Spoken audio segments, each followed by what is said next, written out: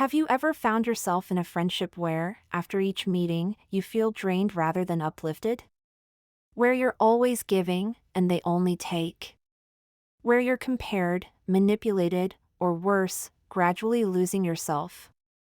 Friendship is meant to be a place of healing, a space where we can be our true selves. Yet, sometimes, it's those we trust the most who end up causing the deepest wounds. In today's video, we'll expose 6 types of toxic friends, from the covert competitors to the perpetual victims. And the 4th type? It's the most dangerous. No drama. No theatrics. Just a silent erosion of your well-being.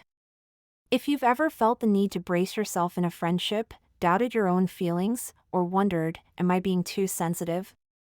Then this is the video you need to watch. Recognizing the truth is the first step toward reclaiming your worth and peace of mind. 1. The Insecure Saboteur, a saboteur disguised as a friend. At first glance, they seem endearing. They care about you, check in via messages, and are always present when you're feeling down. They claim to worry about you and only want what's best for you. And you believe them. But the truth is, every time you move toward the light, they quietly pull you back, not through overt actions, but with seemingly harmless comments. Are you sure you're good enough? I'm just afraid you'll be disappointed. Be careful not to lose everything. These words appear protective but actually sow seeds of doubt in your mind, preventing you from changing, growing, or leaving them behind. Why? Because they're afraid of being left behind. Their inner insecurities make them feel that if you grow, they won't remain your most important friend. They don't want you to be taller, brighter, or stronger, because that threatens the sense of security they cling to. Brain the subtle harm, you don't realize you're being held back. This type of friend doesn't use violence or harsh words. They employ concern, familiarity, and sometimes, cherished memories. They hold you back with emotional debts. And you start doubting yourself. Maybe they're right, I'm not good enough. I shouldn't be selfish, I can't abandon them. They were there when I was weak, I can't leave them now. But do you see? You're clipping your own wings just to maintain a friendship that doesn't let you soar. Seedling final note. A true friend supports your growth, even if it makes them feel insecure. They don't hold you back, they move forward with you. They don't use emotions to control you, they use love to set you free. Be mindful. If someone is making you doubt your own light, perhaps it's time to step out of their shadow and choose friends who truly uplift you. 2. The cold competitor, a friend who competes silently while maintaining a calm exterior. They don't show attitude. They don't say anything offensive. They don't attack you directly. But they're not genuinely happy when you succeed. And you sense it, even if you can't name it. Performing arts, who are they? They might be an old friend you've grown up with, sharing many memories. Someone who is always there when you fail but silent when you succeed. Someone who remains cold when you share good news but is enthusiastic when you face difficulties. They don't directly undermine you. Instead, they subtly dismiss your value through silence, uncelebratory glances, and avoidance whenever you shine. Broken heart, why do they hurt you deeply? Because you believe they're your friend. Because you want them to be proud of you. Because you've thought, I don't need many people, just a few genuine ones. But their coldness feels like a denial. You're good, but I don't accept that. You start to withdraw. You hesitate to share your successes. UNK.com. You fear jealousy, fear being isolated in the very relationships you once trusted. Tornado, the cruelest part? Their coldness doesn't come from words, but from emotional absence. They might still text you. Still meet up. Still smile faintly. But they don't celebrate with you, don't showcase you to the world, don't contribute to uplifting you. They exist beside you like a shadow, close enough that you don't leave, but distant enough that you always feel alone. Seedling healing message. You don't need to feel guilty for growing. You're not arrogant because you succeed. You're not selfish for wanting to celebrate with others. True friendship never makes you pretend to be smaller so the other person feels okay. If someone can't watch you shine without feeling threatened, that person isn't the friend you need to keep.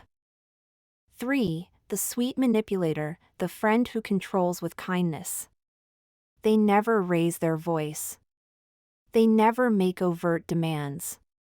They even make you feel like they're your best friend. Medium. But what you don't realize is, every time you do what they want, you're rewarded. Every time you assert yourself or say no, you're punished with coldness, silence, or guilt. Smiling face with halo, who are they? They're the ones who always seem sweet and say kind things. They start with, "I just want what's best for you." They don't coerce, they suggest. They don't command, they imply. Entrepreneur. They don't judge, but they make you feel not good enough if you don't comply. They manipulate through emotions, planting a sense of indebtedness that makes you feel obliged to please them to maintain harmony. Performing arts, the subtlest form of manipulation is not letting you know you're being manipulated. Next avenue. You think, maybe I'm being selfish. You wonder, did I hurt their feelings? You start prioritizing their emotions over your own boundaries. And so, you begin to reshape yourself to fit the mold of the good friend they expect. Broken heart, why is this painful? Because you're being manipulated while believing you're being loved. Because their giving always comes with invisible strings attached. Because every time you deviate from their path, you feel at fault. You gradually lose your voice, your ability to say no, and your sense of safety in relationships that seem close. Police car light warning signs. They make you feel guilty whenever you want to do something for yourself. They often remind you of what they've done for you, to subtly emphasize that you should be grateful. You feel responsible for maintaining the relationship, even though you're always the one sacrificing. They're the kind of person who, when you stop complying, they suddenly disappear. Seedling healing message. Not everyone who is sweet is safe. Not everyone who says kind words is genuinely kind. You have the right to say no. You have the right to choose what's right for you, even if it doesn't please others. Friendship is about respect, not sugar-coated control. If someone constantly makes you doubt yourself, they're not a friend. Positive mind works. They're a cage, painted pink.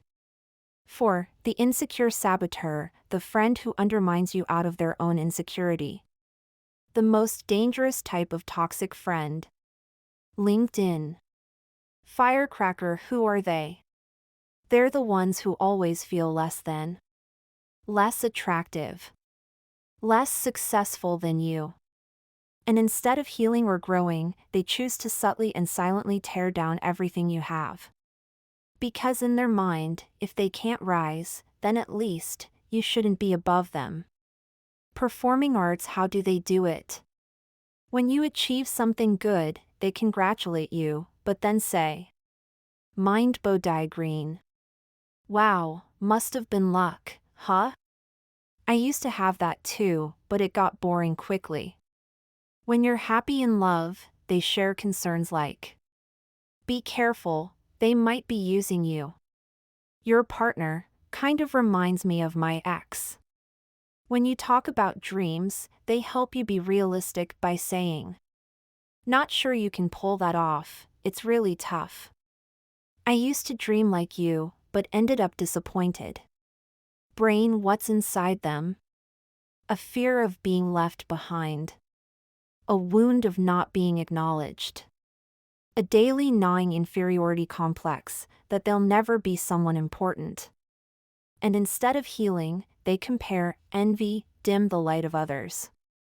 Because your light makes them see the darkness within themselves.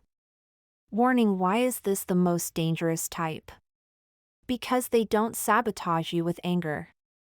They sabotage you with the pain they refuse to face. They don't attack directly, but erode your confidence bit by bit through words, glances, or seemingly harmless comments. You don't see it clearly until you start shrinking yourself so they don't feel inferior. You hesitate to share successes, hide your joy, and wonder: am I bragging? Am I hurting them? Disappointed face gradually. What do you lose? Trust in yourself. Joy in growth. 5. The gossip collector, the one who gathers information to emotionally control others. Eyes: who are they? They always seem to know the behind-the-scenes stories. They update on others' personal lives faster than social media. They appear cheerful, eager to share, and friendly, as if they trust you deeply. But then you realize you're not the only one they confide in. And certainly not the only one being talked about. Test tube: how do they operate? They approach you with a friendly demeanor. I'm only telling you this, don't tell anyone else. Then someone else's story is dissected and exposed to satisfy curiosity or to manipulate. You feel special because they chose to share with you. But this sudden closeness is a trap.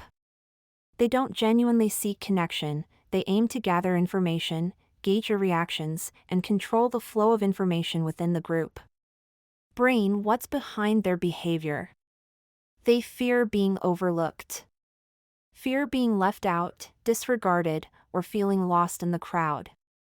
So they build their self-worth through information power, believing that knowing other stories is the only way to maintain their standing.